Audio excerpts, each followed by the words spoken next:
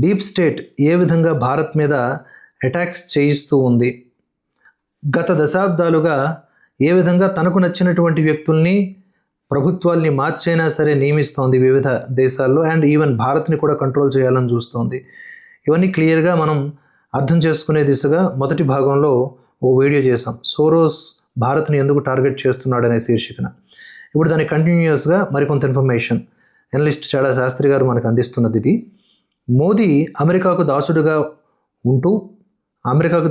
ఉంటూ ఉంటే America deep state మోదీని తప్పించడానికి ఎందుకు ప్రయత్నిస్తుంది అని ఒక మిత్రుని అనుమానం. మోదీ అమెరికాకి దాసుడు అనేలాగా కొంతమంది ప్రచారం చేశారు. కొన్ని గంజాయి మొక్కలు ట్రంప్కి బానిస అయిపోయారు మోదీ అనేలాగా పిక్చర్స్ని కూడా బాగా వైరల్ చేశారు. నిజంగా అదే జరిగితే డీప్ స్టేట్ ఎందుకు భారత్ మీద పగబడుతుంది అనేది ఇక్కడ మనం ప్రారంభంలో రైజ్ చేయాల్సినటువంటి అనుమానం.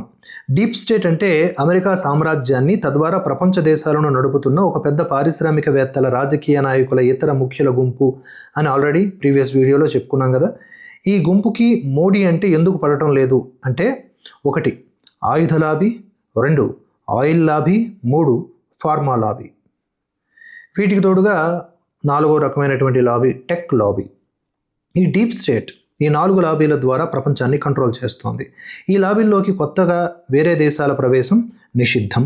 మిగతా దేశాలు వీటికి మార్కెట్గా లేదా ముడి సరుకు లేదా కార్మికుల, మేధావుల సరఫరాదారులుగా మాత్రమే ఉండాలి, క్రియేటర్స్గా కాదు. మిగతా దేశాలు ఒక స్థాయి దాటి ఎదిగి వీటికి పోటీగా రాకూడదు. వీరి నిర్ణయాలకు వ్యతిరేకంగా తమ దేశ అవసరాలకు అనుగుణముగా అయినా ఆ దేశాలు నిర్ణయాలు తీసుకోకూడదు.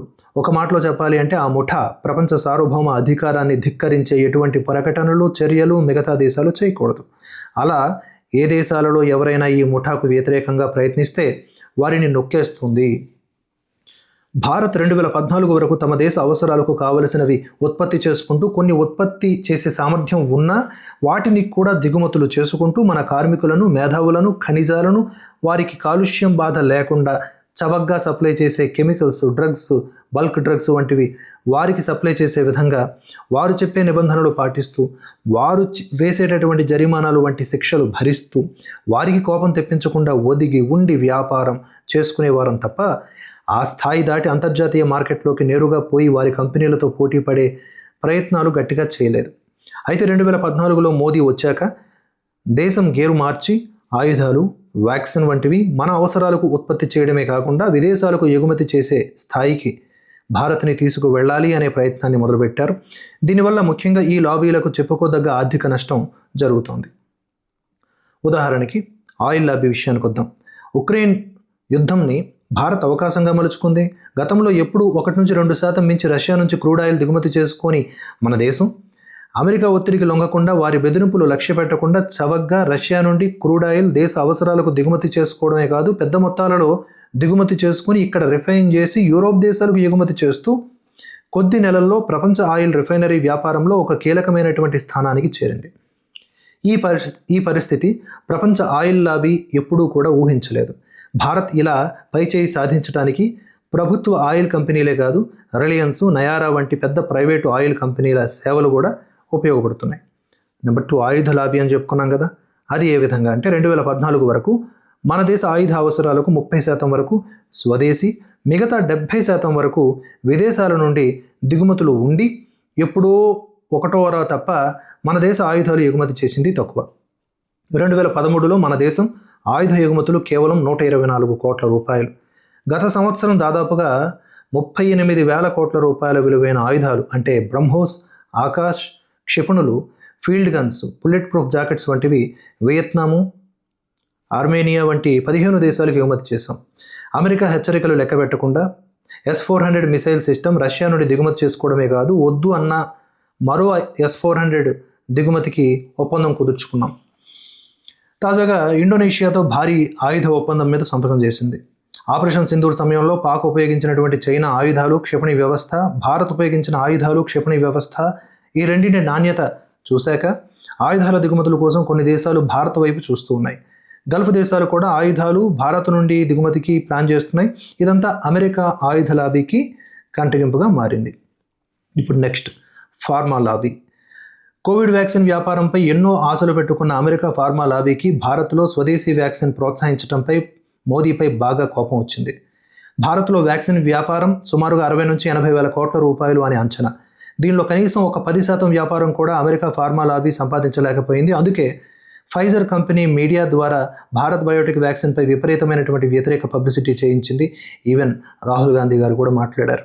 అంతేకాకుండా భారత్లో ప్రముఖ ప్రతిపక్ష నేతలు రాహుల్ గాంధీ నుండి కేసీఆర్ వరకు ఫైజర్ వ్యాక్సిన్ని దేశంలో ఉపయోగించాలి అని ప్రభుత్వంపై విపరీతమైన ఒత్తిడి తెచ్చారు.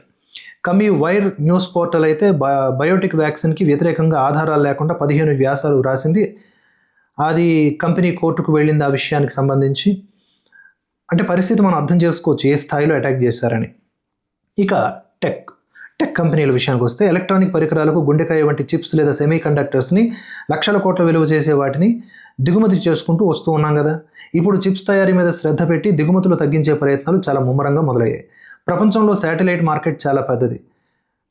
చిన్న దేశాలు స్వయంగా పంపుకోలేవు. ఇప్పుడు ఈ మార్కెట్లో కూడా భారత్ ప్రవేశించడానికి ప్రైవేటు వారిని ప్రోత్సహిస్తోంది. గత వారం యువ స్టార్టప్ కంపెనీ స్కైరూట్ అనే ప్రైవేట్ సంస్థ రాకెట్ ప్రయోగం విజయవంతం చేసింది. ఈ కంపెనీలు శాటిలైట్ మార్కెట్లోకి వస్తే అమెరికా, కొన్ని యూరప్ దేశాల కంటే చాలా చవకగా అంతరిక్షంలోకి శాటిలైట్స్ని మన దేశమే పంపగలదు. చివరగా అమెరికా వాణిజ్య ఒప్పందం ద్వారా భారత వ్యవసాయ మార్కెట్ని శాసించాలి అని అమెరికా కోరుకుంది. దీనికి వ్యతిరేకంగా భారత్ గట్టిగా నిలబడుతూ ఉండటం వల్లే ఒప్పందం కుదరకుండా దీర్ఘకాలం చర్చలు కొనసాగుతూ ఉన్నాయి. మిగతా దేశాలతో తొందరగా వాణిజ్య ఒప్పందాలు సంతకాలు అయినా అమెరికాతో వాణిజ్య ఒప్పందం కుదరకపోవడానికి కారణం ఇదే. ఒక మాటలో చెప్పాలంటే మోదీ 2014లో ప్రధానిగా వచ్చిన దగ్గర నుండి తమ గుప్పెట్లో దశాబ్దాలుగా ఉన్న ప్రపంచ ముఖ్య వాణిజ్యంలోకి భారత్ పోటీదారుగా మెల్లమెల్లగా వస్తోంది అని ఆ ముఠా గుర్తించింది. అందుకే దేశాన్ని ఆర్థికంగా బలహీనపరచడానికి, మోడీని తప్పించడానికి ఇన్ని ప్రయత్నాలు జరుగుతున్నాయి.